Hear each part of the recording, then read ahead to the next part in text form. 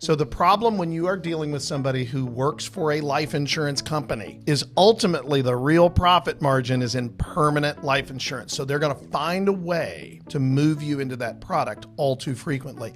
And they will tell you, this is when it really gets ugly. That permanent life insurance product is an exceptionally good investment vehicle. Okay, there's a thing called an IRC 7702, and they'll start going down the rabbit hole with that about how you can use this like a Roth IRA. Okay, all that stuff is true. It's legit, but it's not efficient. It's just there are so many better ways to go about investing that money. The big issue with disability insurance is it is crazy expensive. Maybe bang for your buck, the worst type of insurance that we deal with. But in the case of disability, they've lost the ability to produce income. The person who's disabled is still eating groceries and they are still part of our lives consuming, but they're not producing income anymore. So that's what disability is for, is to replicate at least some of that income while they're disabled.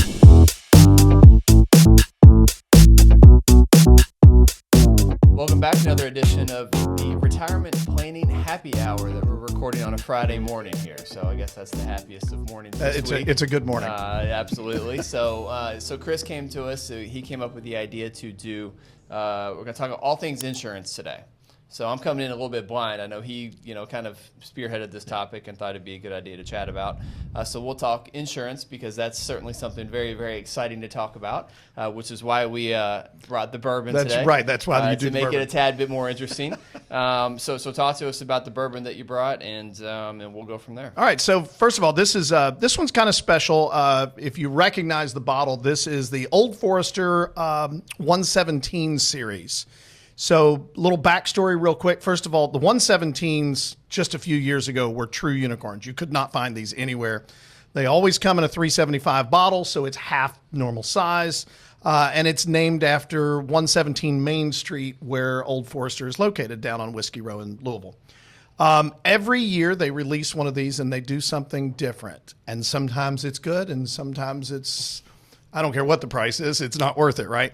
This year they hit one out of the park. And it's much more readily available. So let me walk you through it real quick. And this was released from January. Yes, from January of this year.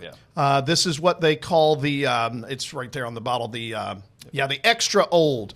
So if you remember on a previous version of this show, a couple of years ago, we did the Whiskey Row series from Old Forester. So they had the 1870, the 1897, the 1910, and the 1920. And each one of them was uniquely different. Well, that 1910 was based on a fire that they had down there, and they used barrels that had been overly charred because of the fire. And they accidentally created what we would now call a double oak, right? So what they do to reproduce that is that 1910 juice, they age in a second oak barrel for 7 to 9 months. And that's and if you remember, Eric, we all love that one. That was everybody's favorite, right? This is the exact same thing, except instead of leaving it in that barrel for 7 to 9 months, they leave it in for 18. Okay. And this is what you would call a double-double, which Woodford Reserve has a double-double that is highly sought after. I have both. I like this one better. And it's less expensive than the Woodford. So that's what we're drinking today. And thanks for the very healthy pour. Yeah, it's a nice healthy pour because, hey, vacation's getting ready to start.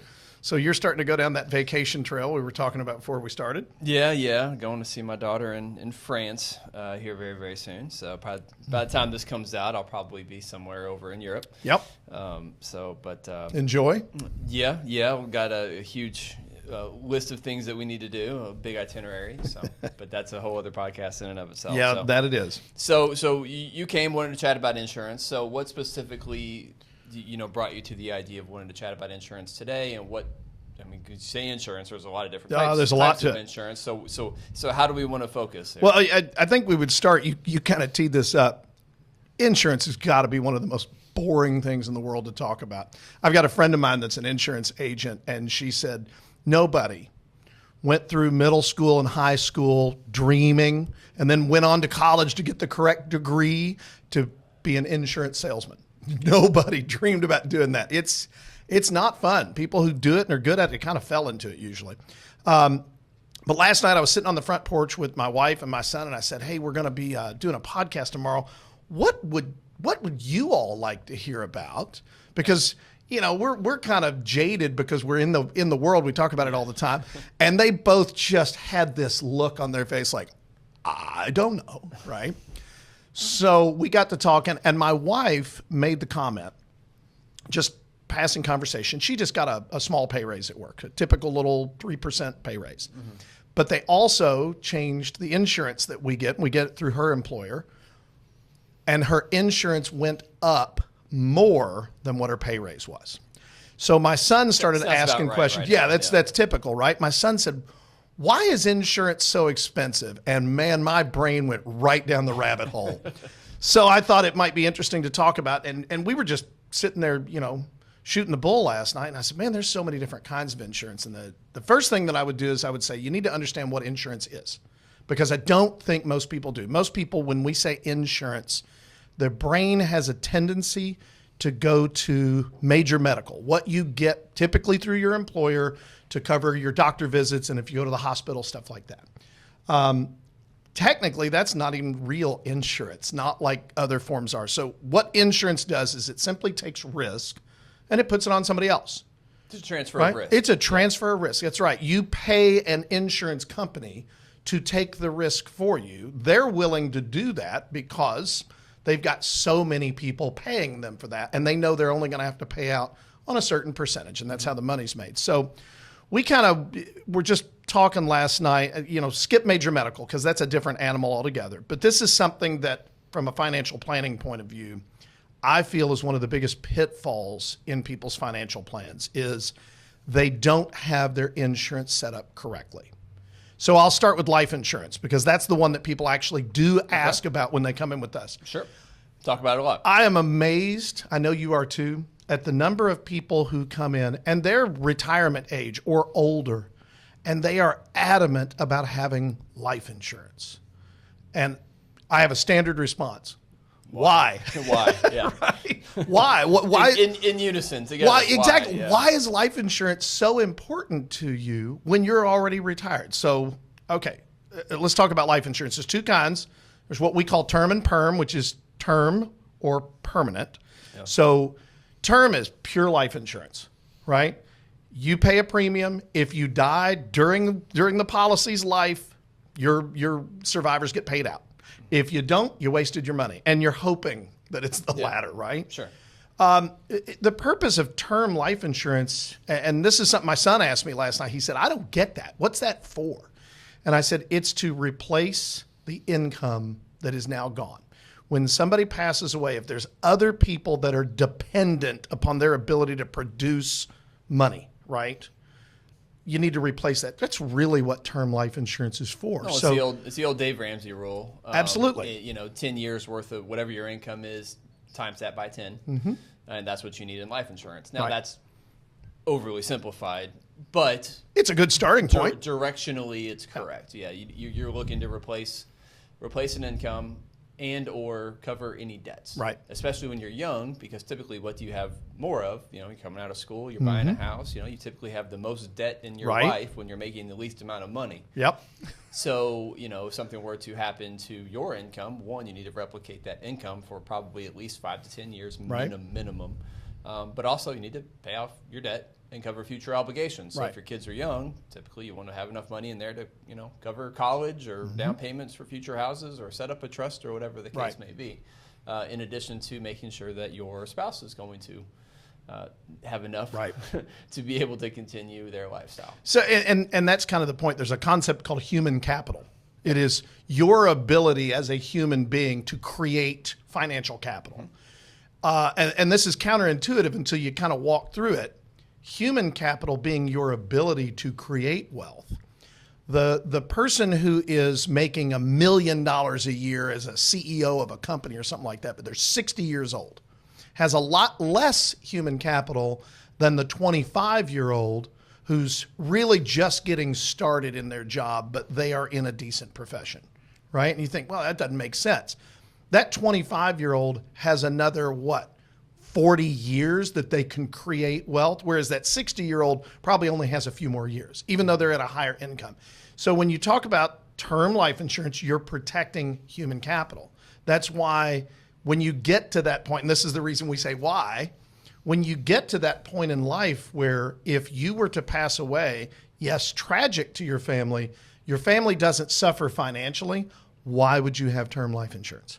And that's the reason we asked that question. Now, kind of pivoting into permanent life insurance, most people will call it whole life. That's incorrect. Whole life is a type of permanent, there's universal and there's whole life, there's variable, there's index, there's all kinds of crazy stuff out there.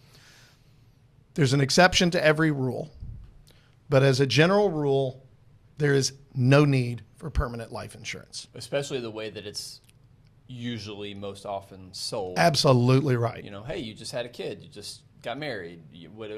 These life events when you're young, those are usually an opportunity when most people think, yes, you do need to buy insurance. And that is correct. Usually when those life events occur, that is a pretty good opportunity to reevaluate how much insurance you do need, especially because if you just have a kid, yeah, there probably is a greater need for some type of a life insurance. But term life is going to be significantly less expensive than permanent life. Permanent life is by nature, by its term, right? It's a life insurance policy that you own forever, and this is the way that they're sold, right? Right. That you own it forever, regardless. It's permanent. It's permanent, regardless of any medical conditions that you might incur later on down the line. However, it's prohibitively more expensive. Yeah. Prohibitively more expensive, and especially with all the insurance fees that you pay up front, you don't really start seeing any kind of value in the quote-unquote cash value, and we'll get to that in a second, right. But you don't really see any type of value for usually at least 8 to 10 years. The issue with these, and the reason we see so many of them, is people have a tendency when they're getting life insurance, as opposed to other types, although you frequently will get life insurance through your property and casualty insurance agent. We'll address that in a minute. There's the commission that is paid by the insurance companies on term insurance is very, very small. I mean, you just don't make very much money on those, right? You certainly, if you're an insurance agent and that's what you do, you are not going to make a living selling term life insurance, okay? Permanent life insurance, on the other hand, can pay some pretty fat commission checks. So the problem when you are dealing with somebody who works for a life insurance company, right? And we've talked about that one before, is ultimately the real profit margin is in permanent life insurance. So they're going to find a way to move you into that product all too frequently. And they will tell you, this is when it really gets ugly, that permanent life insurance product is an exceptionally good investment vehicle. Okay, there's a thing called an IRC 7702, and they'll start going down the rabbit hole with that about how you can use this like a Roth IRA. Okay, all that stuff is true. It's legit, but it's not efficient. It's just there are so many better ways to go about investing that money than doing it through permanent life insurance. So I met with a new client last night, first time, and they showed me a statement from a life insurance policy that they bought in 1990 when they first got married. Okay. The husband's about to retire, here in the next couple months, and so we're, obviously prepping the income and doing all that stuff. And he had this little policy he's been paying premiums on since 1990. A $75,000 death benefit. The cash value is only about $21,000 right now. He's been paying premiums every quarter, every quarter since 1990. And he's been getting, I think it was a 5%, a 5% dividend payout on the cash value. So he's been making nothing but 5% since 1990. If he had taken that premium that he was paying towards that life insurance policy, not only would he have more than that $75,000, and not only would he have more than the $20,000 cash value, he would have more than the actual death benefit itself saved up in some type of an account, whether that's a Roth or pre-tax or brokerage account. It doesn't really matter. He would have had significantly more than what the value of the cash value he has in the life insurance policy is right now. So that's once again going back to Dave Ramsey, because that's what I was just thinking. That's a Dave Ramsey thing because he's so so popular and most people kind of know a lot of his shtick, right? But he talks about buy perm and invest the rest. Invest the rest. That's right. Yeah, but that's a good rule of thumb. Yes, it is. Yeah. As much as that, I don't agree with a lot of stuff he talks about on the investment side when it comes to basic kind of debt management and basic investment, or I should say basic financial principles, not investment principles, but financial principles, he's usually directionally correct, and this is one of them I totally agree with. Very, very few instances, if you have like some type of a succession plan with a business, or if you're looking to transfer wealth and to avoid estate taxes, or there's some very specific niche opportunities where permanent life policies do make sense. You said it earlier. There's always an exception. There's exception to every rule, but 9 times for Joe average out there, you just nine times out of 10, 99 times out of 100, really term life policies are going to be far more beneficial. And as someone who pretty much only writes term life policies, we are insurance agents, and we do it really basically as a service to our clients. It's part of a financial plan, and it's easier than sending them out to somebody else. But it takes more time than it's worth. Right, because you don't make any money on them. We don't make any money on them, really. Yeah, that's why they're not typically sold, quote unquote, sold by insurance agents. So. All right, so we could literally talk for hours about life insurance. I could go in a real dark place talking about universal life and how dangerous universal life can be. Listening to this right now are pulling their hair. They're hating us right now. Just think about how wrong we are. So before we move on, we'll step away from life insurance. Before we move on, I want to talk about the bourbon for a second. Well, first of all, what do you think? It's good. That's outstanding stuff, isn't it? It's 93 proof, so it's not very high proof, but it is dripping with flavor. It's like drinking a Werther's original. Remember those? It does kind of coat you. It kind of coats your throat. Definitely some honey in there. Oh, yeah. Sure. Not that I'm big on taste. But it's very, very sweet and very rich at the same time. A little bit of a Kentucky hug. A little bit of, little bit of aftertaste. So it's not bad at all. If you're watching this, I want you to know what I'm about to do. First of all, I don't want to change anything about this. This is about as close to perfect as I can imagine. But I am not going to put water or ice in this because I don't want to water this down. It's only 93 proof. But I am going to put a couple of drops of water in it to see if it brings out some new flavors. So if you're wondering what I'm doing while we're talking on the next subject, that's what it is. I want to move on to a type of insurance that I think is an afterthought for most people, and I think it's a really, really bad idea to leave this as an afterthought, and that's disability insurance. Okay. So the big issue with disability insurance is it is expensive. It is crazy expensive. Maybe bang for your buck, the worst type of insurance that we deal with. Yeah.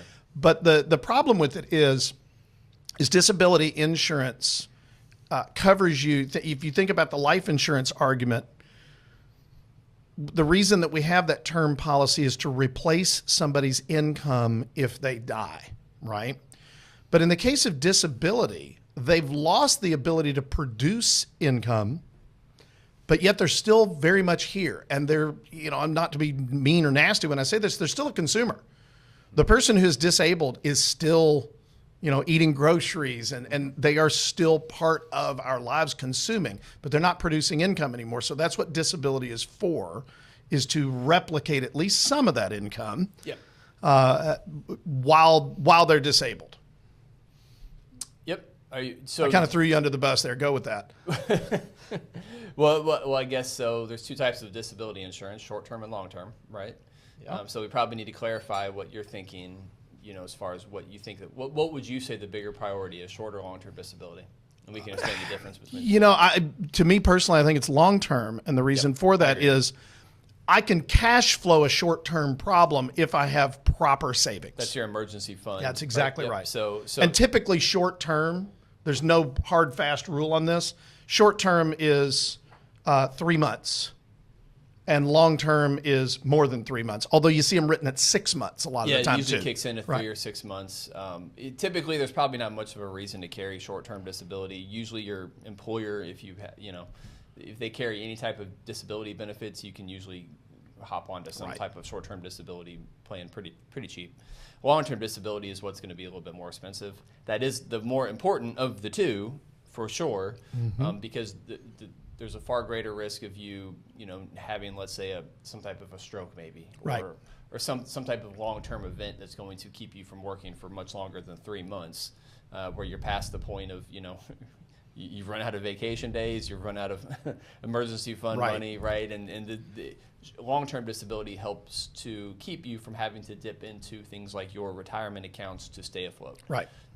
Maybe where the recovery time is going to be quite a bit longer. Maybe you don't recover, right? Just depends upon what it is. But just something to help keep you afloat and cover your income for a much longer period of time than what a short-term disability plan would. Something else that I would point out about disability insurance, if you go out and you buy disability insurance, we are licensed to do it. I do it from time to time.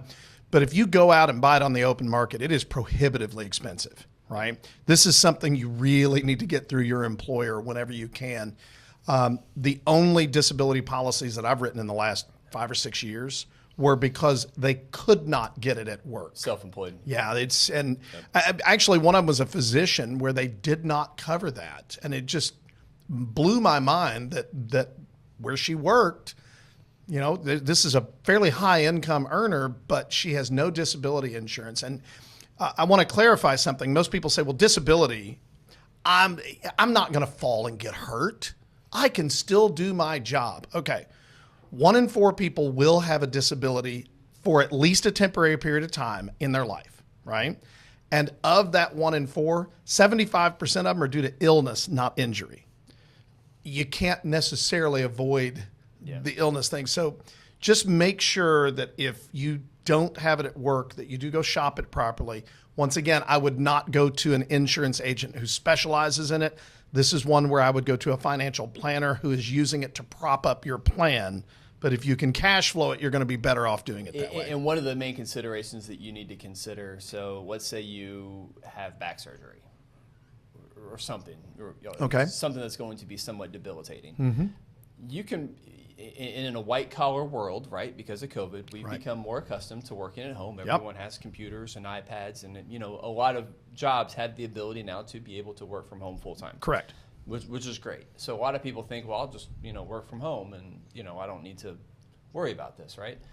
Well, so I wrote a long-term disability policy on a photographer client of mine. A couple of years back, but he's self-employed. He's a photographer. If something were to happen to him, his job is a little bit more physical. He has to be out meeting with people. He has to use his hands. He has to, he can't work from home, right? You can't be a photographer sitting in your office. So those types of professions where you're going to be a little bit more active, where you have to be out in the community, especially if there's any kind of physicality involved. And when I say physicality, it doesn't necessarily mean working in a coal mine, right? Think about a physical therapist. My wife in a past job, she, in her past life, she was trained as a physical therapist. She got into her kind of mid-30s, and that became prohibitively more difficult for her to keep doing that job because she spends all day just working on people. Right. And that's a very physically demanding job as you get older. So she no longer actually does that in her, day-to-day life anymore, although she's still licensed, and if she ever wants to go back to it, she still can. But those types of jobs that, may not seem on the outside looking in like they're quote-unquote physical or demanding, but if something were to happen to you where you need to be out and about, it becomes a lot more hard, a lot more difficult to be able to do your job. Any type of job that you can't do sitting in your bed with a laptop, basically. So you bring up a really interesting point, and we'll kind of wrap up on this because I know disability might possibly be even less exciting than life insurance. Oh, yeah. Those policies are brutal to write too. They're horrible. Going back to your comment about the amount of money we make on term life policy, disability policy. I hate them because I don't make very much money on them. But anyway, when you think about insurance in general, the cost of the premium is based upon the likelihood that you're going to have a claim, right? So for example, a 25-year-old is going to have a whole lot lower premium for the same insurance policy, life insurance, than a 50-year-old because they're less likely to die, right? And by the way, women pay less than men for life insurance because Men are more likely to die. My theory is because we do more stupid stuff. My wife agrees with me, but that's a different discussion. It's not the only reason. It's not the only reason. We're going to talk about auto in a minute. People who have a history of driving problems, younger people are going to pay more for auto insurance than somebody like me in their 50s with a clean record. Disability is based upon the likelihood of illness or injury, in particular injury, that you would not be able to do your job anymore. So we actually were talking about this last night. My son was asking me these questions. That's how exciting it is at our house. I was going to say, why are you and your son talking? I was making him stay off his phone, right? So anyway, if you think about it, somebody like us, we're going to pay a fairly low premium on disability insurance because we could continue to do our jobs as long as we still have mental acuity, right? You could be a financial planner and be a quadriplegic, right? It is still entirely possible to be very effective at that job with massive permanent injuries. On the other hand, the other extreme, my son said, what about a surgeon? I said, bingo. A surgeon needs their eyes, they need their hands, they have to have that dexterity. And I said, believe it or not, the most expensive policies by occupation, dentist. And he said, why? Why a dentist? I said, well, think about it. It's kind of like the surgeon. They still have to have their eyes. They still have to have their hands and all that dexterity. But they're also in a profession where they get bit a lot. Yeah. And you may go, well, okay, yeah, but that's not that big of a deal. Well, if you get bit on your fingers in the right way, you could end up with nerve damage. You could not do your job anymore. And you use your fingers to do right. your job. Yeah. So you can imagine, whereas that, as opposed to other jobs where you could be seriously injured and still be perfectly capable of doing your job. So disability is priced based upon the likelihood that you would not be able to do your job anymore. Okay. So I'll stop before we move on to the next one, which is one of my favorites. And that is, what did you think about this once you put a little bit of water in it? Now, I know you just tried it. I will tell you it did change the flavor. I'm not going to say it changed it better or worse, but now I taste cinnamon, and I did not taste cinnamon before. Yeah. Yeah, I can taste that. It's a little spicier. Yes, it's spicier, and it's right on the tip of your tongue, which it wasn't before. Yeah. Which, okay, if you don't know anything about how the chemistry works here, you would think by watering it down, it doesn't have as much quote-unquote burn, right? Yeah. It actually has considerably more. Something about putting a couple drops of water just opens up different flavors. Yeah, which is unique. Usually it's the opposite. Yep. So it's counterintuitive, but it does work. I personally, I like this, but I like it better before I put the water in it, which is an excuse to have another pour later. But six of one, half right. dozen of the other. It's still pretty fantastic either way, right? So. Okay, so let's move on to another one. This is one that I think is near and dear to everybody's heart because we all have to deal with this on a regular basis. We see advertisements for it all the time, and that is property and casualty insurance, or PNC is what we call it in our industry. Layman's term, this is your auto, your homeowners, and your umbrella policies. So you want to get the ball rolling, or you want me to? You're on a roll. All right, okay, I'm on a roll, so I'm gonna stick with it. I'll be real honest with you. This is one of the biggest holes that I see in people's financial plans. Agree. And the reason I see holes is... It's definitely because most people think about financial plans and they go straight to investments. Yeah, exactly. They don't think about, because we're all about risk mitigation, and most people think about risk mitigation and think about life insurance. They completely skip over home and auto, property, and casualty. Umbrellas, and I know we're going to talk about umbrellas. We're going to go down that hole.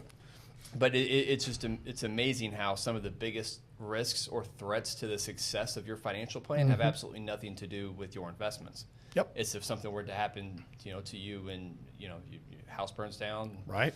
Car accident. Car accidents. Yep. Car accidents where you're liable. Right. Where you get sued. Something like that kind of happens completely out of left field. Those can be major threats to the success of your plan, and people just gloss it. And we see it all the time where people don't have the proper coverage. So this was one. Okay, remember my 17-year-old, because we have such an exciting life at our house, sitting on the back or in the front porch last night. It was a pretty night outside. But okay, he understands auto insurance because he has his driver's license and he has to help pay for his auto insurance, right? So he said, okay, but I have full coverage, right? And I went, oh boy, did you just step in that with both feet. I said, explain to me what full coverage is. And he went, I don't know. that means everything's covered, right? I said, oh, unfortunately, that's what most people think. Okay. Full coverage. What a horrible phrase. In my opinion, it doesn't exist. There's no such thing. There is minimum coverage, right? Yeah. That's what the Commonwealth of Kentucky requires, or whatever state you live in. But that's minimum coverage. So I kind of walked him through it. So it's very simple. When you are buying auto insurance, there's a lot of parts to it, but there's 3 numbers that you hear. So the state minimum coverage, I believe I'm correct on this one, is what they call 25, 50, 25. Now, here's what that means. First of all, those numbers are in thousands, so that would be 25,000, 50,000, 25,000, right? The first number is the amount of money in the event that there is an accident that is 100% your fault. And my wife was a claims adjuster for 24 years. 100% on one person doesn't exist, I'm telling you, okay? Mm-hmm. But let's assume 100% is your fault and you have 25, 50, 25. That means for people who are injured due to what they call your negligence, the insurance company will pay up to $25,000 in medical costs per person. That's what that number means, okay? Now, the second number gets a little bit more important. $50,000 is the amount that they will pay in medical bills for the entire incident, right? So if you got 3 people that are injured and all of them have a $25,000 bill, they're still only going to cover 50, right? The third number is property damage. That pays for the street lights and the mailboxes or the cars that are actually injured. Mm-hmm. We actually saw this happen in a neighborhood that we used to live in years ago.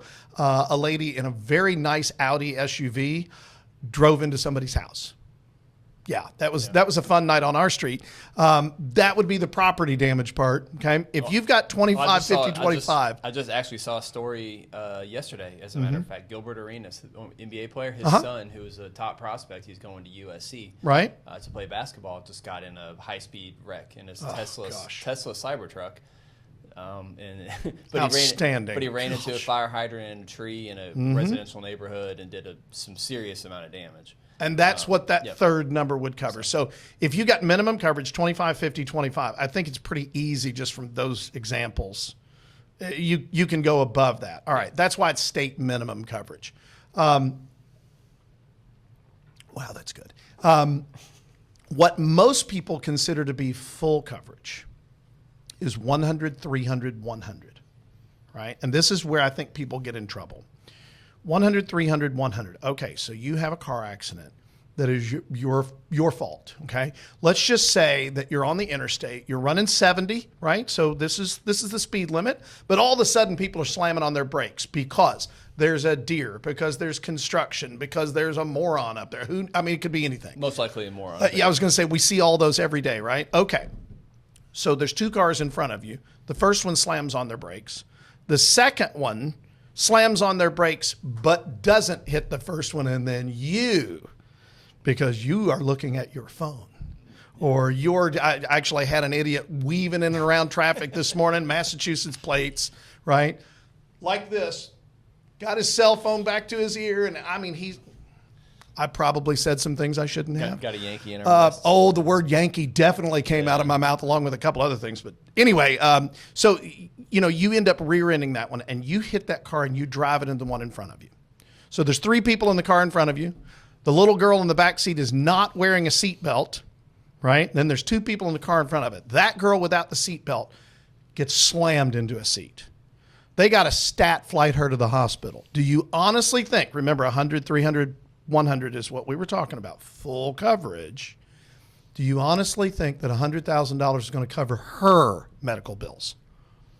The stat flight alone would probably cost $100,000, right? Well, now all of a sudden, what's going to happen? Well, one of these attorneys that you see on billboards all over town, you're going to be getting a phone call, right? And it's bad. And that's the problem. You thought you had full coverage, but you made a mistake. You did something stupid. We're all guilty of it. And now all of a sudden your life is permanently changed because you weren't paying attention or something like that, and you didn't have proper coverage. So I think the biggest mistake there is that we don't have an umbrella policy, which goes down the next one. So you want to walk everybody through how an umbrella policy works? Well, an umbrella just basically covers anything above and beyond whatever the limits on your either home or auto policies do not cover. And so let's say you take out a $1 million umbrella policy. Personally, I've got one for $2 million. And they are sold typically in $1 million increments. Yes. And they're actually relatively cheap. Yeah, they're very inexpensive for what you get. As compared to the home and auto. But basically anything above and beyond, up to $1 million, over and above and beyond what you were just saying, any liability that the insurance companies will not cover. Whether that's a car wreck, or let's say your home burns down in a fire, right? And your home is only going to cover X amount to replace it or to rebuild. Well, the umbrella policy can kick in and cover the remaining costs to help keep you from having to dip into your own pockets when you're getting sued, right? To cover any extraneous or miscellaneous expenses that pop up. So I would add to that. Now there is a problem with what's called a gap. So umbrella policies will require a certain amount of underlying auto coverage. They key off the auto insurance, even though they cover the homeowners as well. They're usually sold together. Yes, and I would tell you, don't get an umbrella from one company and an auto policy from a different company with two different agents, because you'll end up with a gap. So, for example, let's just say that your $2 million umbrella you were talking about, mine requires what's called 250, 500, 100. Yours is probably similar, I don't guess. recall offhand, but yeah. So, but let's just say I had 100, 300, 100 because I got full coverage, right? And I've got this umbrella policy, and the umbrella requires 250, 500, 100, right? So now I'm in that accident that's my fault. My auto only covers 100 per person, but the umbrella doesn't kick in until 250 is spent. So now I've got a $150,000 gap. That one's on me. Well, you might as well not have had the umbrella, right? That's usually where the problem is. So if you are dealing with the same agent, or if you are dealing with the same company, and it's usually going to be, both of those are going to be true, the umbrella is going to dictate the amount of the auto coverage, and that's the amount of auto coverage. So my umbrella dictates 250, 500, 100. That's what I've got. Yeah. Right. So I actually have, in an at-fault accident, I have $250,000 per person, plus another $1 million if I go over that. So that's how that works. And when it comes back to, once again, the threat to your financial plan has been decreased significantly. Right. The threat to the success, I should say, of your financial plan has decreased significantly, because you've got this umbrella policy, which, once again, they're relatively cheap as compared to any other insurance policies. Usually a few $100s per year. Yeah, and especially high income earners or anybody with a lot of assets, you become bigger targets. Oh, absolutely. Right? So if you're, and I'll use you as an example, right? Okay. What kind of car do you drive? I drive a Mercedes. So if you get in a wreck with because I'm a snob, let's just go ahead and get that one out there. If you get in a wreck with someone who's driving a Kia, they're coming after me. No offense to Kia drivers, okay? Perfectly good cars are a lot better than they used to be, right? Yep. But they're going to look at you and say, "Oh, this guy's got some level of he's got money," assets, and right? You become a target immediately. Yep.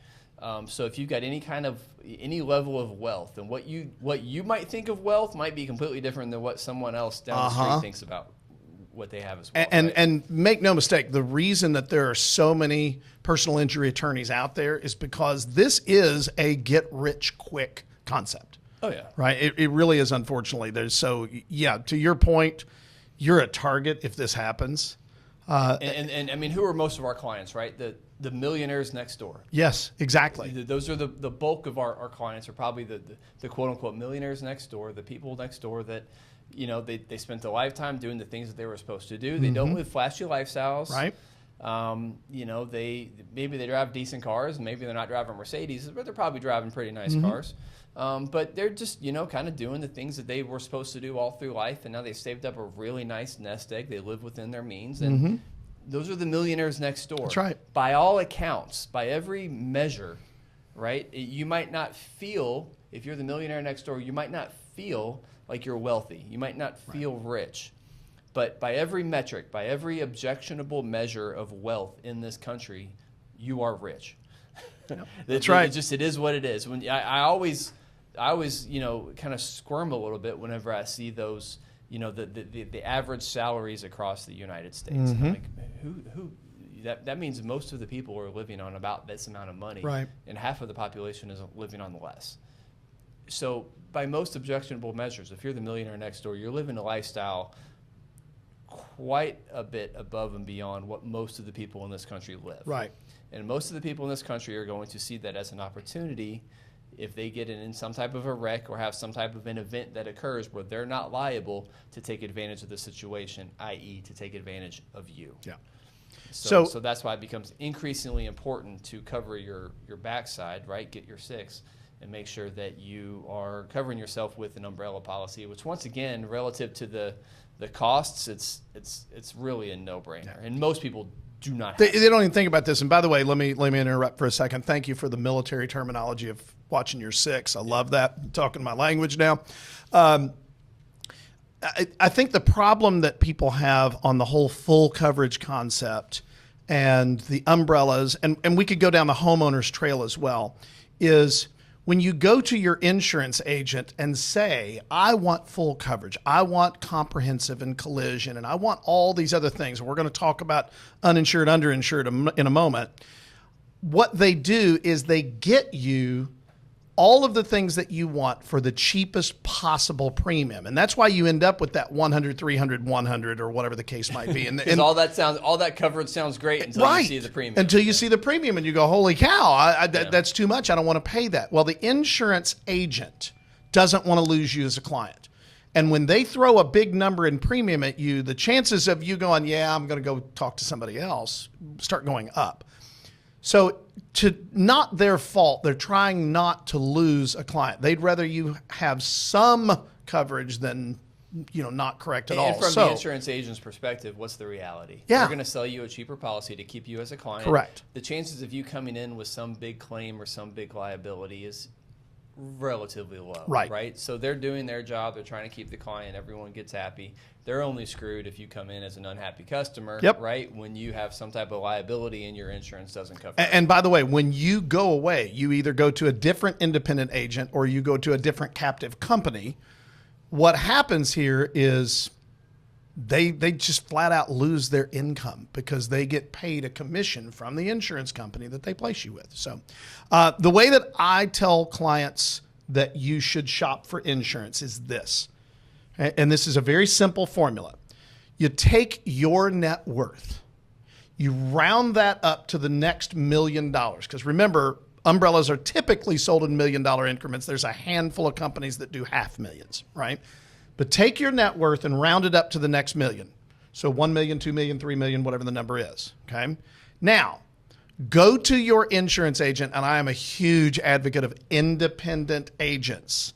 If you go to a captive, and when we say captive, that's going to one of the big companies that typically spends a lot of money on advertising. Peyton Manning and Brad Paisley are not cheap, right? Neither is Aaron Rodgers. Neither is Aaron Rodgers or the guy that plays Mayhem, even though there's some of the best ads on TV. Those are not cheap. You are paying for that when you go to one of these big captive companies. And a captive agent is not allowed to sell insurance from another company. They got to figure out how to make their product fit, okay? Mm-hmm. An independent agent can go to any of the companies that they are appointed with, which is usually 5 to 10 different companies, right? So you're better off there.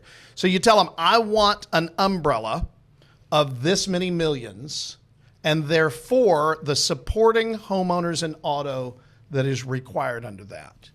Now, instead of shopping for price, you're getting the correct coverage, and you're going to shop the company that gives you the best price and gives you that coverage. That's the way you should do that kind of insurance. Mm-hmm.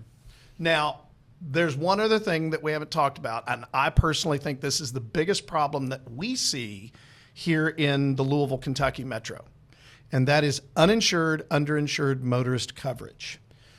This is another one where the insurance agents, if they add this coverage on, they're going to bump up your premium. And they don't want to lose you as a client, so they may or may not add this depending on the agent. And they probably won't add it onto the umbrella. That's important. And not every company will give you uninsured, underinsured motorist on the umbrella policy. So let's take the scenario that we were talking about where you're in a car accident, for example, but this time it's not your fault, right? You did nothing wrong. You were sitting at a red light, right? You're doing exactly what you're supposed to do, and somebody rear ends you, right? But as it turns out, they don't have insurance. Well, now your insurance has to cover it if you have uninsured, underinsured coverage. If you don't have that, your insurance company doesn't have to pick that up beyond a certain set of minimums, which are virtually useless. And you can say, well, then I'll sue him. Good luck. Good luck with that. Because first of all, if you sue, the attorney is going to get typically 30% unless they litigate it, and then it's usually 40%, right? So a big chunk of that money goes to the attorneys. But the other part of that is the guy who rear ends you who has no insurance probably doesn't have any money, right? There's a reason they don't have There's a reason he doesn't have insurance. And, you know, the phrase that I was taught when I was a kid was you can't get blood from a turnip. You can sue them all you want, but you're never going to get the money back. So uninsured, underinsured motorist coverage is critical. And in my opinion, it needs to be on the umbrella as well. Because if you have it, but you don't have it on the umbrella, and your agent may or may not tell you that because it's an extra part of the premium, that, you know, in my case, that 250, 500, 100, okay, so I end up maxing out the 250, for example, but the umbrella won't kick in because it was somebody else's fault and they don't have insurance. So be very cautious that you're getting that. So I've heard this story numerous times, and I was a part of one of these stories as well. But I've had numerous examples where I've known people that have gotten in wrecks. They've maybe either been rear-ended or they rear-ended someone else, myself included. I was at a stop sign right around the corner from our office. It was just a stop sign. I was at a rolling stop sign. Just wasn't paying attention. I was looking left to see if anybody was coming. I thought the car and me had already gone forward. Yep. I was going 3 miles an hour, and I bumped into the car in front of me. By no means it was anything bad. Right. I immediately was like, I screwed up. My bad. Right. Okay. And so I, turned my car off. I opened the door. I started getting out of the car. The car in front of me took off. Yep. I've heard. I would bet a lot of money on why they took off. I've heard variations of this story numerous times, Yeah. and you can kind of guess, but these were probably not legal citizens of the United States that absolutely wanted no part of any police showing up to anywhere that they're going to be. So they took off. And so, I mean, yes, now this was my fault. So, it was totally my fault. It was very, very, very, I had a couple scratches on my bumper. It wasn't a big deal. Right. Buff those things out.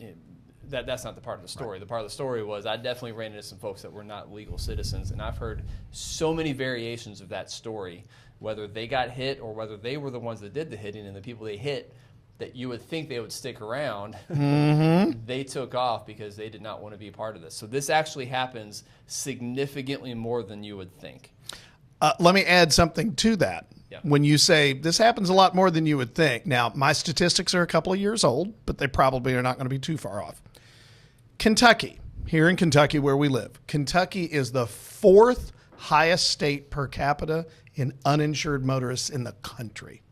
And so if you want That's a terrifying statistic. And so when if you you think want to about know that. why those insurance rates keep going up, Bingo. they're not going up because of all the claims. They're going up because of all the people that don't have insurance that they have to cover. Right. It's the same reason when you go to the hospital. Everyone wonders why insurance rates go up on your medical insurance. Well, it's because of all the people that treat the emergency room like their primary care physician, and they go to the hospital without any insurance. Well, the insurance has to eat those costs. That's right. So they make it up by the people that do have the ability to pay for their insurance premiums and do have the ability to pay for their bills. So the likelihood here in Kentucky of you being in an accident with someone that is not insured is extremely high compared to most other states. And by the way, I'll give you one guess. Which county in Kentucky is the highest percentage in Kentucky? What do you think? It's got to be Jefferson. Jefferson County, right here in Louisville, right? There is an incredible likelihood that if you are in an accident here, the other person is not insured. So Moral of the story, you have got to have that uninsured, underinsured motorist coverage. And if you really want to protect your financial plan, all the sacrifices that you've made to save money into your IRAs and your brokerage accounts and your emergency funds and all those things that you've done, if you want that money to not go away, you got to have the proper insurance, because bad things happen to good people all the time. And you're at a much greater risk of something affecting your plan on that side of the thing, on that side of their portfolio, other than like the investments collapsing. Yeah, right? exactly right. We do everything we can from a risk mitigation on the investment standpoint, but there's only so much we can do on that side. If you're getting sued and you don't have proper coverage, there's nothing we can do, right? We can't protect against Yeah, that, right? that's right. So all that to say, that's probably a pretty good place to wrap things up. Yeah, I think so. Thanks for bringing the bourbon. This was a fantastic pour. So real quick, I will tell everybody that this was a unicorn once upon a time. It's not so much anymore. You're not going to find a lot of it out there, but you can find it. I think there's a lot of things that used to be unicorns that are and that's changing a little bit. The bourbon industry is it's slowed down. It's slowed down, which for those of us who are bourbon junkies, right? I don't care how big the market is. I'm still going to be a bourbon guy, right? I don't care if it's moving to tequila or rum or whatever. I'm still a bourbon guy. It's a great opportunity for me to get my hands at a lower price on stuff like this that is much more enjoyable than the entry level stuff. Yeah. So, and this is not entry level. This is not entry level. I will tell you that the retail on this right now, Old Forester originally markets it when they come out each year. You have to buy it online. That's the only option, or at the gift shop in downtown Louisville. Yeah. They sell it in 2 bottle packages. You can't buy one. You have to buy 2, and it's $120 for 2 bottles. So that's $60 a bottle for these half size, right? Once that's gone, then they allow some of it to go out to the retail stores, and the price goes to $70 for that little bottle. Yeah. Is it worth $70? Well, we've had the pound puppy discussion many times. How much of a snob are you? I have a problem. I love the good stuff, and I'm willing to pay for it, so it doesn't bother me as bad. For some people, they would be like, there's no way I would pay that, right? But it is what it is. Just be aware. If you find this out there, not all 117s are the same. There's a different release every year. They had a couple of years in a row that I was not a fan. This one, wow, what a fantastic pour that is right there. Yeah. Well, thanks for joining us as we talk about the very fun topic of insurance. Hopefully, so exciting. A little bit more. Is there anybody listening that is still awake? But maybe next week we'll come back and talk about how evil the administration is, or how all the volatility in the stock market. So we're going to do politics next week? More of those sexy topics that, get all the coverage on the news, right, that everyone seems to care far more about than they really should. Yeah. But all that to say, thanks for joining us. We'll see you again next week, and talk to you soon.